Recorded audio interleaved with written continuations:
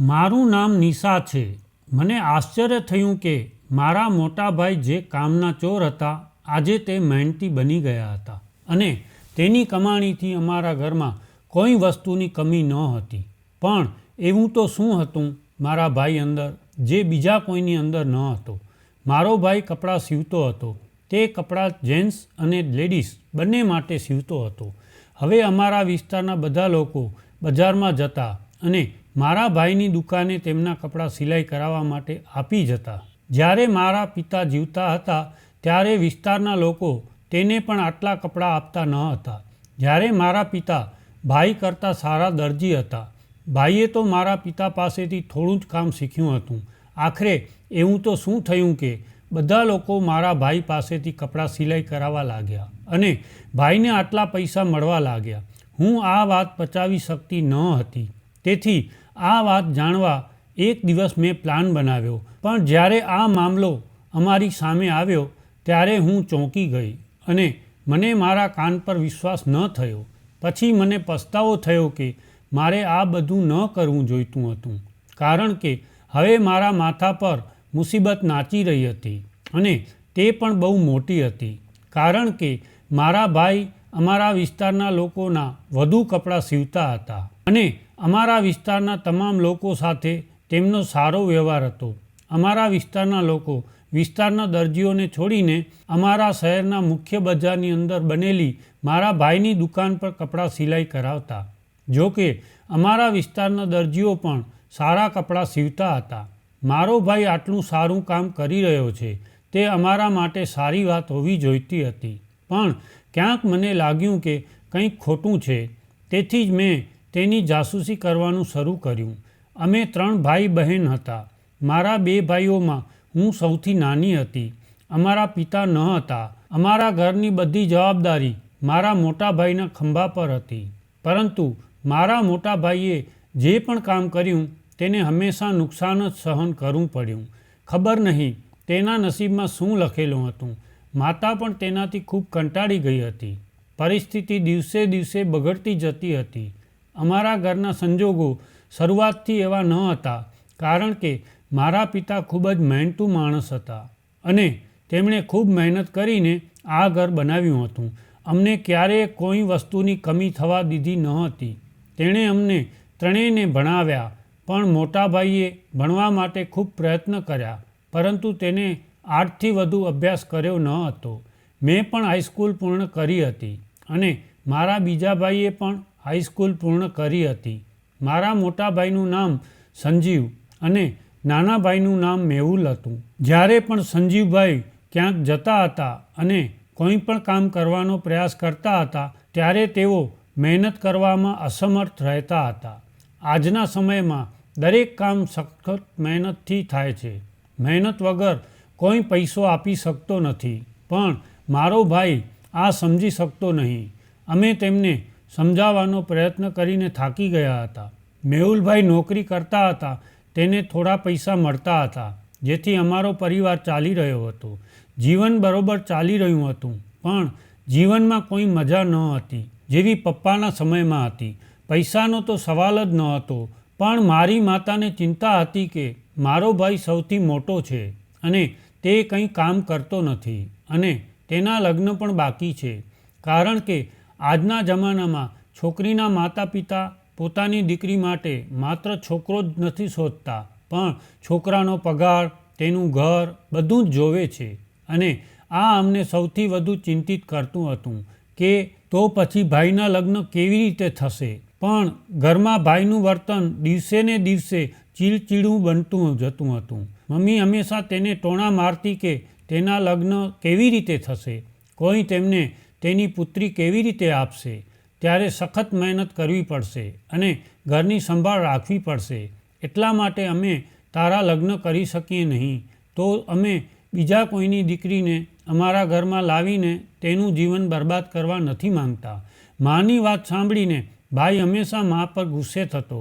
ક્યાંય નોકરી ન મળવાને કારણે તે ઘણો ચીડચીડો થઈ ગયો હતો અને જો તેને ક્યાંય નોકરી મળી અને ત્યાં મહેનતનું કામ હોતું તો ભાઈ કરી શકતો નહોતો.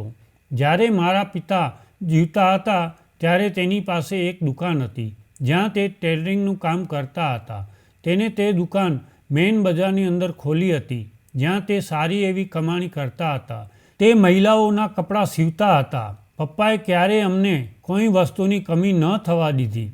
તે દિવસ રાત સીવવાનું કામ કરતા હતા. અમારા મહોલ્લાના લોકો જાણતા હતા કે મારા પિતા સારા દરજી હતા. તેમ છતાં તેઓ તેમના કપડાં મારા પિતા પાસે સીવડાવતા ન હતા. એક બે પાડોશીઓ જ હતા જે મારા પિતાને કપડાં આપતા, પરંતુ મારા પિતા બજારમાંથી સૌથી વધુ કમાણી કરતા હતા. પણ જ્યારથી મારા પપ્પાનું અવસાન થયું હતું, અમારા ઘરના સંજોગો બદલાઈ ગયા હતા. કારણ કે મારા પિતાને ટીબી જેવી મોટી બીમારીથી પીડાઈ રહ્યા હતા. અમે તેની સારવાર કરાવવાનો ઘણો પ્રયાસ કર્યો, પરંતુ મારા પિતા બચી શક્યા નહીં. કારણ કે તેમની બીમારી ઘણી હદે વધી ગઈ હતી. તેમને શરૂઆતથી જ સારવારની જરૂર હતી, પરંતુ તેમણે પોતાની તરફ ધ્યાન ન આપ્યું, અને આ બેદરકારીને કારણે અમારા પિતા હવે અમારી સાથે આ દુનિયામાં નથી. મારા પિતાના મૃત્યુ પછી લોકો મારી માતાને સમર્થન આપતા કે ભગવાનને તમને 2 યુવાન પુત્ર આપ્યા છે. તે બંને સાથે મળીને ઘરની પરિસ્થિતિને સંભાળશે. ચિંતા કરવાની જરૂર નથી. પણ એવું કંઈ નહોતું. મારા મોટા ભાઈ ન તો તે વધારે ભણેલા હતા કે ન તો તેના હાથમાં કોઈ આવડત હતી. નાનો ભાઈ હાઈસ્કૂલ પાસ કરી ચૂક્યો હતો. તેથી તે નાની દુકાનમાં ખાતાનું કામ કરતો હતો, જ્યાં તેમને દર મહિને ₹7,000 મળતા હતા. તે અમારા ઘરનું ભરણ પોષણ કરવા માટે વપરાતા હતા. મમ્મી પણ ખૂબ કંટાળી ગઈ હતી. અમારા 3 બહેન ભાઈમાં બહુ ફરક ન હતો, પણ મમ્મી મારા વિશે વધુ ચિંતિત હતી, કારણ કે હું યુવાન અને સુંદર હતી. માત્ર 17 વર્ષમાં જ મારા માટે સંબંધો આવવા લાગ્યા હતા. પરંતુ મારી માતા હજુ લગ્ન કરવા માંગતી ન હતી, કારણ કે અમારા ઘરના સંજોગો સારા ન હતા, અને પહેલાં મારા મોટા ભાઈના પણ લગ્ન કરવાના હતા. વિસ્તારના લોકો જાણતા હતા કે મારા ભાઈનું પોતાનું તો કોઈ કામ નથી, તેથી જ ભાઈનો સંબંધ આવતો ન હતો. મા ખૂબ જ ચિંતિત હતી કે તેના પુત્રને કેવી રીતે સમજાવવો, પણ શું કરો? માતા પિતા યુવાન છોકરા પર જુલ્મ કરી શકતા નથી. પણ ઘરની પરિસ્થિતિ વધુ ખરાબ થતાં માએ નક્કી કર્યું કે તે લોકોના ઘરોમાં કામ કરશે. તેથી તેઓએ લોકોના ઘરોમાં નોકરાણી તરીકે કામ કરવાનું શરૂ કર્યું હતું. મેહુલભાઈએ તો માને ના પાડી, પરંતુ એકલા મેહુલભાઈના પૈસાથી ઘર ચલાવી શકાય તેમ ન હતું. અને સંજીવભાઈ એ વાતથી પરેશાન હતા કે તેમની માતા ઘરના કામ કરવા લોકોના ઘરે જવાનું શરૂ કરી દીધું છે. મમ્મી જતી રહેતી અને અહીં હું ઘરમાં બધા કામ સંભાળતી હતી. અમારું જીવન બહુ મુશ્કેલીમાંથી પસાર થઈ રહ્યું હતું. પછી એક દિવસ ભાઈએ માને કહ્યું કે પિતાની એ જ જૂની દુકાન છે જે મુખ્ય બજારમાં હતી, તેને ફરીથી ભાડે રાખવા માંગે છે. મમ્મીએ કહ્યું, તું એ દુકાનનો શું કરીશ? અમને વધુ મુશ્કેલીમાં ન મૂકતો. એક તો અમે પહેલેથી જ ખૂબ પરેશાન છીએ. સંજીવભાઈએ કહ્યું, તેને થોડા પૈસાની જરૂર છે, કારણ કે તે દુકાનના માલિકને એડવાન્સ આપવા માંગે છે. માતા તેને પૈસા આપવા તૈયાર ન હતી, કારણ કે ભાઈ દર વખતે તેની અપેક્ષાઓ પર ખરો ઉતરતો ન હતો. ભાઈ તો જીદ બાંધી લીધી હતી કે તેને થોડા પૈસાની જરૂર છે, જેથી તે દુકાનના માલિકને એડવાન્સ આપી શકે. મમ્મી પૂછ્યું કે તું દુકાનમાં શું કરીશ? તો ભાઈએ કહ્યું કે હું મારા પિતાનું કામ કરીશ. હું તેને ફરીથી ચલાવવા માંગુ છું. અમને બધાને એ જાણીને નવાઈ લાગી કે ભાઈને મહેનત કરવાનું ક્યાંથી જાગ્યું. તેને મમ્મીને ઘણી ખાતરી આપી હતી કે આ વખતે એવું કંઈ નહીં થાય. તે મહેનતથી કપડાં સીવશે અને પૈસા હાથમાં આપશે. તેથી મમ્મીએ ગમે તેમ ભેગા કરીને ભાઈને એડવાન્સ પૈસા આપી દીધા. પણ મારી માતાના દિલમાં ક્યાંક ને ક્યાંક એમના પૈસા વેડફાઈ જવાની ચિંતા હતી. છેવટે ભાઈએ પિતાની જૂની દુકાન ફરીથી ભાડે લઈ લીધી અને તેને ફરીથી તે દુકાનમાં દરજીનું કામ શરૂ કર્યું. ભાઈને દુકાન ખોલ્યાને 1 અઠવાડિયું થયું હતું. હજુ સુધી તે ઘરે પૈસા લાવ્યા ન હતા. મમ્મીને ખૂબ ગુસ્સો આવ્યો કે તેણે તેના પૈસા આ રીતે બગાડી નાખ્યા. ભાઈ સવારે દુકાને જતા અને રાત્રે જ બજારમાંથી ઘરે પાછા ફરતા. પણ 1 અઠવાડિયા થયું હતું એના પછી અમારી હાલત સાવ બદલી ગઈ. જ્યારે પણ ભાઈ રાત્રે દુકાન બંધ કરીને ઘરે પાછા આવતા ત્યારે તે ઘણા બધા ફળો લઈ આવતા અને તેની પાસે ઘણા પૈસા પણ હતા. આ બધું અમારા માટે ખૂબ જ આશ્ચર્યજનક હતું. મમ્મીએ ભાઈને પૂછ્યું કે પૈસા ક્યાંથી આવ્યા. ભાઈ કહેતો કે તેણે દુકાન ખોલી છે અને ટેલરિંગ કરે છે ને આ બધી તેની કમાણી છે. પણ ભાઈ જે કહે તે અમે માની શકતા ન હતા. તો પણ હું મમ્મીને સમજાવતી કે ભાઈથી હવે તને શું તકલીફ છે. હવે તારે ચિંતા કરવાની જરૂર નથી. ભાઈ મહેનત કરીને પૈસા કમાવા લાગ્યા છે. હવે ધીમે ધીમે અમારા ઘરની પરિસ્થિતિ સારી થઈ જશે. પણ મને પણ કંઈ ખોટું લાગતું.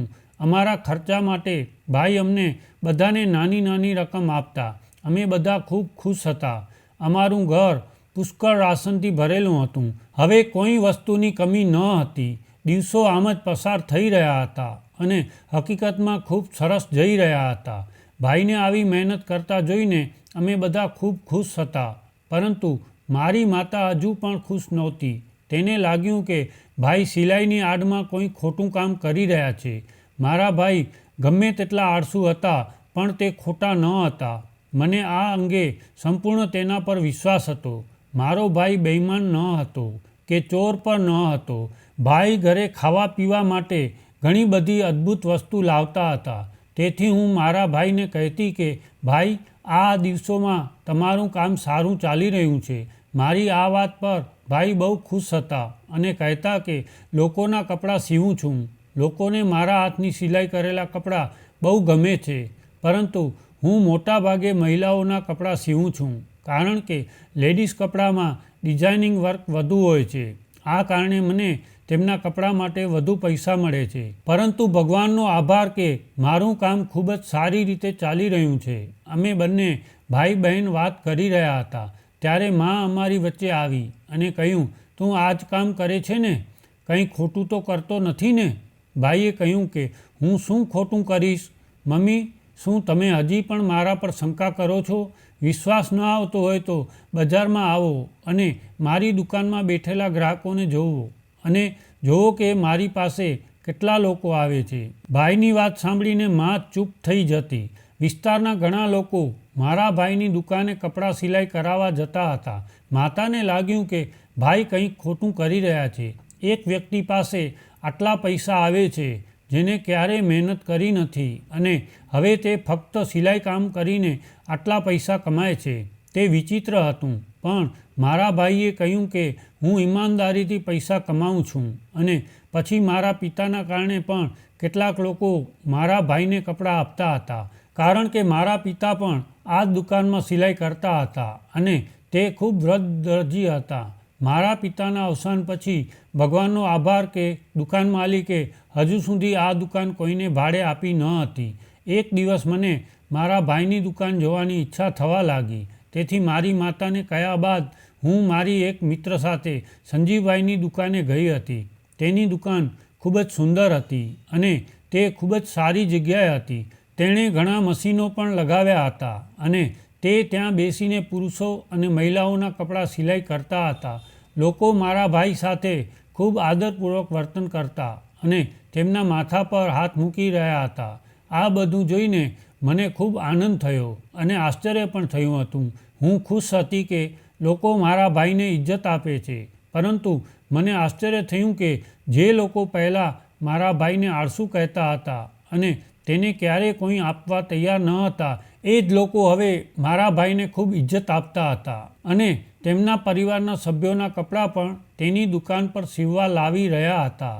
અમારા વિસ્તારના લોકો પણ ભાઈના વખાણ કરતા કે તેનો મોટો દીકરો સંજીવ કેટલી મહેનત કરે છે. તેને તેના પિતાની દુકાન કેટલી સારી રીતે સંભાળી છે. ઘરની પરિસ્થિતિ પણ સુધરી ગઈ છે. એક દિવસ એક પત્રકાર અમારા ઘરે આવ્યો અને મારા ભાઈનો ઇન્ટરવ્યૂ લેવા માંગતો હતો. તેણે કહ્યું કે અમે અમારી ચેનલ પર તમારો ઇન્ટરવ્યૂ ચલાવવા માંગીએ કારણ કે મારા ભાઈની દુકાનનું નામ દૂર સુધી પ્રખ્યાત થઈ રહ્યું હતું. ભાઈએ ઇન્ટરવ્યૂ આપવાની સ્પષ્ટ ના પાડી દીધી હતી અને પછી તેને ઘણી જીદ કરવાથી ભાઈએ પોતાનો ઇન્ટરવ્યૂ આપ્યો હતો. મારા ભાઈ પર એક નાનકડો અહેવાલ બનાવવામાં આવ્યો હતો જે સ્થાનિક ચેનલ પર ચલાવવામાં આવ્યો હતો. વિસ્તારના લોકો મારા ભાઈની ખૂબ પ્રશંસા કરી રહ્યા હતા અને મારો ભાઈ અમારા વિસ્તારમાં ખૂબ પ્રખ્યાત થઈ ગયો હતો. આ રીતે તેનું કામ પણ વધ્યું અને તેની મહેનતનું ફળ પણ મળ્યું. પરંતુ આ બાબતે મારો નાનો ભાઈ મેહુલ સંજીવભાઈ પર ખૂબ ગુસ્સે થઈ રહ્યો હતો. તેને આ બધું બિલકુલ ગમતું ના હતું, કારણ કે શરૂઆતમાં અમારું ઘર મેહુલભાઈની કમાણી પર ચાલતું હતું. સંજીવભાઈએ ગયા મહિને જ તેની દુકાન પર કામ કરવાનું શરૂ કર્યું હતું અને 1 મહિનામાં તેણે અમારા ઘરની કિંમત વધારી દીધી હતી. હવે મારા સંજીવભાઈ માટે સંબંધો આવવા લાગ્યા હતા, પરંતુ હવે અમારા ઘરની સ્થિતિ સારી હોવાથી મારી માતા નાના કુટુંબની નહીં પણ અમીર પરિવારમાંથી છોકરી લાવવા માંગતી હતી. માએ કહ્યું કે હવે અમે સંજીવના લગ્ન ખૂબ ધામધૂમથી કરીશું. હું પણ ઈચ્છતી હતી કે મારા ભાઈના લગ્ન ખૂબ જ ધામધૂમથી થાય. મારી માતાએ કહ્યું હતું કે તે મારા ભાઈના લગ્ન પહેલાં કરાવશે અને પછી મારા લગ્ન કરાવશે અને મેહુલભાઈના લગ્ન છેલ્લે કરાવશે, કારણ કે મેહુલભાઈને કહેતી હતી કે તું તારા સંજીવભાઈની જેમ તું પણ કંઈક એવું કામ ગોઠવી દે જેના દ્વારા તું પણ ફેમસ થઈ શકે અને ઘણા પૈસા પણ કમાઈ શકે. મારા સંજીવભાઈ માટે ઘણા સંબંધો આવતા હતા. લોકો તેમની દીકરીના લગ્નો મારા ભાઈ સાથે કરાવવા તરસતા હતા. આખરે મારી માતાએ સંજીવભાઈ માટે એક છોકરી પસંદ કરી હતી. તે ખૂબ જ સુંદર અને શિક્ષિત હતી અને અમીર પરિવારની હતી. હવે અમે પણ અમીરો જેવા કપડાં પહેરતા હતા, સારી રીતે ખાતા પીતા હતા. આખરે મારા ભાઈના સંબંધ ફાઇનલ થઈ ગયો અને લગ્નની તારીખ 4 મહિના પછી નક્કી થઈ ગઈ. હું મારા ભાઈના લગ્નની તૈયારી ખૂબ જ ધામધૂમથી કરી રહી હતી. હવે એવું લાગતું હતું કે જીવનમાં કોઈ વસ્તુની કમી નથી. ખરેખર પૈસા આપણી બધી ઈચ્છાઓ પૂરી કરી શકે છે. પૈસાના કારણે જીવન સુંદર છે. લોકો કહે છે કે પૈસામાં ઘણી શક્તિ હોય છે. જેની પાસે પૈસા છે તેની પાસે બધું જ છે. તેની પાસે દરેક પ્રકારના સંબંધો પણ છે. આજના સમયમાં જેમની પાસે પૈસા નથી, લોકો તેમને કોઈ કિંમત આપતા નથી. રાતના લગભગ 2 વાગ્યા હતા. હું પાણી પીવા જઈ રહી હતી, પણ પછી અચાનક મેં મારા ભાઈને જોયા. તે અમુક હિસાબોની ચોપડીઓ લઈને બેઠા હતા. કદાચ તે તેની દુકાનના બિલો તૈયાર કરી રહ્યા હતા. જ્યારે તેણે જોયું કે હું જાગી રહી છું, તેણે મને તેના રૂમમાં બોલાવી અને તેણે મારી પાસે આખા મહિનાનો હિસાબ જમા કરાવ્યો હતો. મને બહુ નવાઈ લાગી કે મારા ભાઈએ લોકોના કપડાં સિલાઈ કરીને મહિને ₹50,000 કમાઈ લીધા હતા.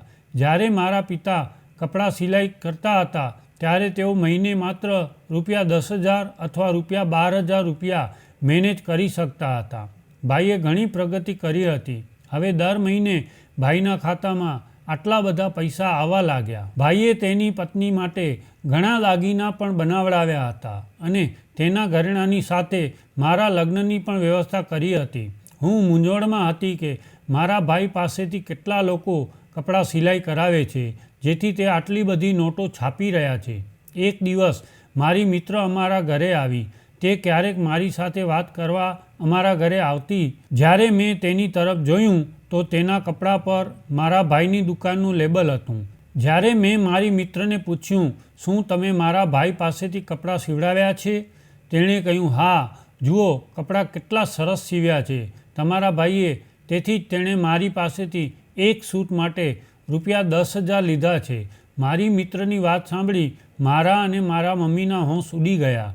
તે કહેવા લાગી, તમે નથી જાણતા કે તમારો ભાઈ સૂટ સિલાઈ કરવા માટે 10,000 ચાર્જ કરે છે? મેં નામાં માથું હલાવ્યું. જોકે મારી માતા હજી ચોંકીને જ બેઠી હતી. મારી મિત્રના ચહેરા પરથી લાગ્યું કે ઉતાવળમાં આ તેના મોંમાંથી નીકળી ગયું હતું. હવે તે બીજું કશું કહેવા માંગતી ન હતી. તેને કહ્યું કે હા, મેં માત્ર ₹10,000 જ આપ્યા છે. આજકાલ ₹10,000માં આવે છે શું? હું મારા મનમાં વિચારતી હતી કે શું તે પાગલ થઈ ગઈ છે? જે અમારા જેવા ગરીબ લોકો માટે 10,000 મોટી રકમ છે. મેં મનમાં વિચાર્યું, મોંઘવારી ખૂબ જ વધી ગઈ છે. વધતી જતી મોંઘવારીના કારણે પૈસાનું મહત્ત્વ પણ વધી રહ્યું છે અને પાગલ છોકરીએ ₹10,000માં કપડાં સિલાઈ કરાવી આવી છે. ભાઈએ પોતાના ગ્રાહક પાસેથી આટલા પૈસા ન લેવા જોઈએ. મને અને મારી મમ્મીને આ વાત વિચિત્ર લાગી હતી, પણ મારી મિત્રે કહ્યું હતું કે છોડ, તું શું વાત લઈને બેસી ગઈ છે? તારો ભાઈ ખરેખર ઘણો સારો દરજી છે. મને તેના હાથે સીવેલા કપડાં ખૂબ જ ગમ્યા. મારા ઘરના બાકીના લોકોને પણ તેમના હાથના કપડાં ખૂબ જ પસંદ છે.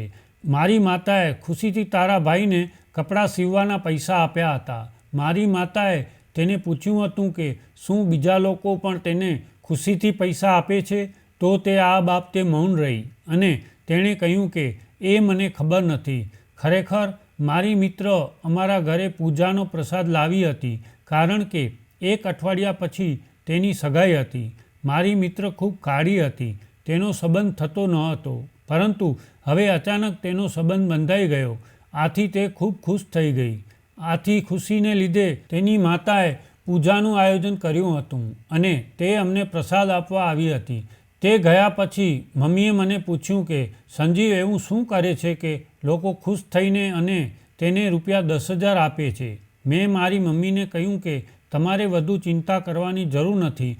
લોકો પોતાની મરજી મુજબ આપી રહ્યા છે. નહીં તો ભાઈ કોઈની પાસેથી પૈસા લેવા દબાણ તો કરતા નથી. મેં મમ્મીના હૃદયમાંથી શક ખતમ કરવાનો પ્રયાસ કર્યો. જોકે મારું મન પણ શકમાં હતું. અહીં મારા ભાઈના લગ્નને 2 અઠવાડિયા બાકી હતા. મારો ભાઈ આખા વિસ્તારમાં પ્રખ્યાત થઈ ગયો હતો. આખરે ભાઈના લગ્નનો દિવસ પણ આવી ગયો. ભાઈએ તેની પત્નીને લગ્નમાં સોનાની બંગડીઓ આપી હતી. લગ્ન ખૂબ જ ધામધૂમથી થયા. અમે બધા ખૂબ ખુશ હતા. ભાભી ઘરે આવી ગઈ હતી અને ખૂબ સરસ હતી. દિવસો આ રીતે પસાર થઈ રહ્યા હતા. મારો ભાઈ ઘણો કમાતો હતો. હવે જે દુકાન ભાડે હતી આ દુકાન અમે ખરીદી લીધી હતી અને દુકાનની અંદર એસી લગાવવામાં આવ્યું હતું. બીજી એક છોકરીએ પણ મને કહ્યું કે તેણે પણ મારા ભાઈને પોતાના માટે કપડાં સીવવાના ₹10,000 આપ્યા અને થોડા દિવસો પછી તેનો પણ સંબંધ થઈ ગયો. આ બાબત ખૂબ વિચિત્ર હતી. મને લાગ્યું કે કંઈક ખોટું છે. સીવવા માટે 10,000 કોણ આપે છે? શ્રેષ્ઠ દરજી પણ 2-3 હજાર જ લે છે. તે પણ ઉચ્ચ વર્ગના પરિવારો માટે કપડાં સીવે છે.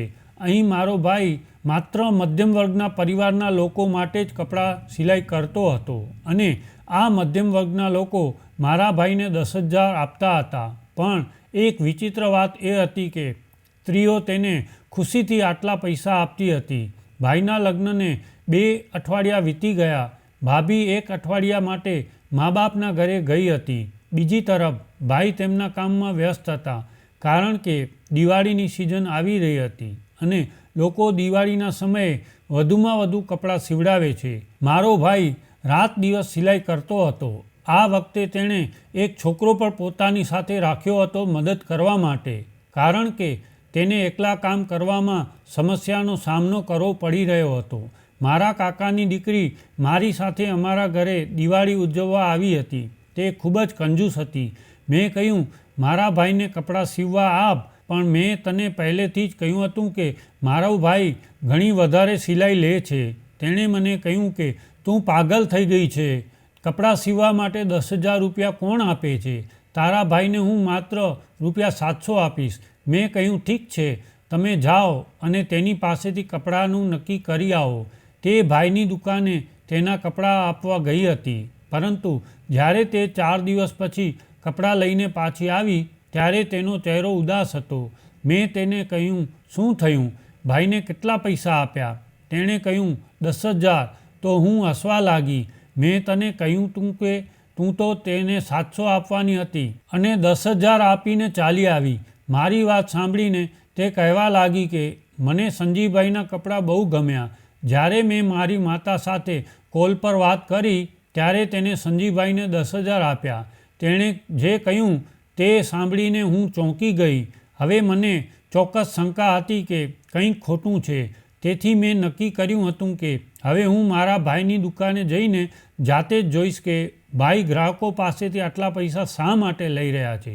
એક દિવસ મેં મારી માતાની સાડી પહેરી અને હું મારા પલ્લુથી મોઢું ઢાંકીને ભાઈની દુકાને ગઈ, જેથી ભાઈ મને ઓળખી ન શકે. જ્યારે મેં ત્યાં જઈને તેને કહ્યું કે મારે કપડાં સીવડાવવા છે, ત્યારે તેણે તેની સાથે બેઠેલા છોકરાને ઇશારો કર્યો. તેણે મને તેની સાથે આવવા કહ્યું. હું મૂંઝવણમાં હતી કે છેવટે તે મને ક્યાં લઈ જાય છે. હું ત્યાં બેઠી અને ત્યાં ગયા પછી મેં જોયું કે જે છોકરો મારા ભાઈ સાથે હતો તેણે મને કેટલાક છોકરાઓના ફોટા બતાવ્યા અને કહ્યું, તમે કોના માટે સંબંધ જોવા માંગો છો? તેની આ વાત સાંભળીને મને આશ્ચર્ય થયું. અહીં લોકોના કપડાં સીવાતા હતા કે સંબંધ નક્કી થતા હતા. હું કશું સમજી શકતી ન હતી. થોડી વાર પછી ભાઈ પણ ત્યાં આવ્યા અને છોકરા સાથે વાત કરવા લાગ્યા કે શું થયું, કે બહેનને કયો સંબંધ ગમ્યો. જ્યારે મેં કમ્પ્યુટર સ્ક્રીન પર ચાલતા ફોટામાંથી એક મારી આંગળી મૂકી ત્યારે મારા ભાઈએ એક કાગળ પર નંબર લખી અને મને કહ્યું કે 10,000 રૂપિયા થયા છે. હું કશું સમજી શકતી ન હતી, પણ મારે આ રહસ્ય પણ ઉજાગર કરવાનું હતું અને આ બધું ત્યારે જ શક્ય બની શકે જ્યારે ભાઈ મને તેના વિશે કહે. મેં મારા ચહેરા પરથી પલ્લું દૂર કર્યો. જ્યારે ભાઈએ મને જોઈ ત્યારે તે ચોંકી ગયો અને તેનો ચહેરો નિસ્તેજ થઈ ગયો. ભાઈએ પૂછ્યું, આશા, તું અહીં શું કરે છે? મેં કહ્યું, ભાઈ, તમે અહીં શું કરો છો અને કપડાં સીવવાની આડમાં આ શું કામ કરી રહ્યા છો? મારા ભાઈએ શરમ અનુભવી અને આંખો નીચે કરીને કહ્યું કે હું તારી સાથે ખોટું નહીં બોલું, કારણ કે તું મારી બહેન છો. હું મારી બહેનને સારી રીતે ઓળખું છું. મને ખબર હતી રૂપ બદલી તું આવી છો. મેં તને તારા અવાજથી જ ઓળખી લીધી હતી. નહીંતર અમે દરેક ગ્રાહકને અમારી ઓફિસમાં લાવતા નથી. તે અમારી ગુપ્ત ઓફિસ છે. હું જાણું છું તું લાંબા સમયથી મારા પર શંકા કરી રહી છો, કારણ કે હું તે જ દિવસે સમજી ગયો જે દિવસે મેં મારી દુકાનનો હિસાબ તારા પાસે કરાવ્યો હતો. હું સમજી ગયો કે તારા હૃદયમાં શંકા જન્મી ગઈ છે અને તું ખૂબ જ હોશિયાર છો. તું શાંતિથી તો બેસી શકીશ નહીં. ભાઈની વાત સાંભળીને હું તેને જોઈને હસવા લાગી, પણ મેં તેમને કહ્યું કે તમારું સત્ય શું છે? તેણે કહ્યું, બહેન, હું કંઈ ખોટું નથી કરી રહ્યો. ઘરની પરિસ્થિતિ ખૂબ ખરાબ થઈ ગઈ હતી અને મને કોઈ કામ મળતું ન હતું. તેથી જ મને સરળ રસ્તો મળ્યો. હું કોઈ ખોટા માધ્યમથી પૈસા કમાતો નથી, પણ હું એવી છોકરીઓના સંબંધ કરાવું છું જેઓ કાળી ચામડીની હોય, અપંગ હોય અથવા કોઈ પણ ઉણપ હોય, પછી જે છૂટાછેડા લીધેલ છે કે વિધવા છે. મેં મારી દુકાનની અંદર એક ગુપ્ત દુકાન બનાવી છે અને જેમાં કમ્પ્યુટર રાખવામાં આવ્યું છે, જેમાં એક મેટ્રોમોનિયલ વેબસાઇટ બનાવી છે જેથી આવી છોકરીઓના સંબંધો થઈ શકે. જે છુપાઈને રહે છે તે છોકરી અભાવને કારણે કોઈ તેની સાથે લગ્ન કરતા નથી. અમુક છોકરીઓ હોય છે અને અમુક છોકરાઓ પણ હોય છે જેમને કોઈને કોઈ ખામીઓ હોય છે. અમે તે લોકોને ભેગા કર્યા. મારા કારણે ઘણા લોકોએ લગ્ન કર્યા છે. હું છોકરીઓના પેરેન્ટ્સ અને છોકરાઓ સિલેક્ટ કરાવું છું અને તેમને જે સંબંધ ગમે છે હું તેમને નંબર આપું છું. પછી તે લોકો એકબીજાનો સંપર્ક કરે છે અને જો તેમને તે ગમે છે તો તેઓ સંબંધ કરે છે. જો તેમને તે ન ગમે તો તે ફરીથી મારી પાસે આવે છે. કપડાં સીવવામાં પણ મને બહુ નફો થતો ન હતો, તેથી જ મેં આ કામ કરવાનું શરૂ કર્યું, જેના કારણે મને ઘણા પૈસા મળવા લાગ્યા અને લોકો મને ઇજ્જત આપવા લાગ્યા. મારા ભાઈની આખી વાત સાંભળ્યા પછી મને ખૂબ જ આશ્ચર્ય થયું અને શરમ પણ અનુભવાઈ કે મને મારા ભાઈ પર શંકા હતી અને મને મારા ભાઈના કામ પર ખૂબ જ ગર્વ થયો. મારો ભાઈ ખૂબ સારું કામ કરતો હતો. હું ખુશ હતી કે મારો ભાઈ ખોટી રીતે પૈસા કમાતો નથી, પણ તેણે પોતાના મગજનો ઉપયોગ કરીને ઈમાનદારીથી પૈસા કમાઈ રહ્યો હતો. હું ભાઈના કામથી ખૂબ ખુશ હતી, તેથી મેં તેને સાથ આપવાનું નક્કી કર્યું. મેં ભાઈ સાથે મળીને તેનું કામ વધાર્યું અને બુટિક બંધ કર્યું, કારણ કે બુટિકના કામ કરતાં આ કામ માટે ઘણા પૈસા આવતા હતા અને ભગવાન જાણે કેટલી છોકરીઓના ઘર વસતા હતા જે બિચારી કુંવારી હતી. મારા ભાઈને આ કામ છુપાવવા દરજી હોવાનો ઢોંગ કરવો પડતો હતો, પરંતુ હવે અમારું બુટિક બંધ કરી દીધું છે અને તેને મેટ્રોમોનિયલ શોપમાં ફેરવી દીધું છે. મારા ભાઈ ફક્ત તે જ લોકોના સંબંધો કરાવે છે જે છોકરીઓમાં કોઈ ખામી હોય છે, તેના નહીં જે એકદમ પરફેક્ટ હોય છે, કારણ કે આવા લોકોને તો ઘરે સરળતાથી સંબંધ મળી જાય છે. આ બધું ફક્ત તે લોકો માટે જ છે જેઓ ખૂબ લાચાર છે. મારા ભાઈનું કામ ખૂબ સારું ચાલી રહ્યું છે. જ્યારે મારી માતાને આ વિશે ખબર પડી ત્યારે તે પણ ખૂબ જ ખુશ થઈ અને તેના પુત્ર પર ગર્વ અનુભવવા લાગી. અમારો આખો કુટુંબ ખૂબ જ આનંદથી જીવે છે અને ભાઈના કારણે સમગ્ર વિસ્તારમાં અમારી ખૂબ ઇજ્જત છે. તો મિત્રો, તમને અમારી આ સ્ટોરી પસંદ આવી હોય તો વિડીયોને લાઈક, શેર અને આપણી ચેનલને સબસ્ક્રાઈબ જરૂર કરજો. જય શ્રી કૃષ્ણ.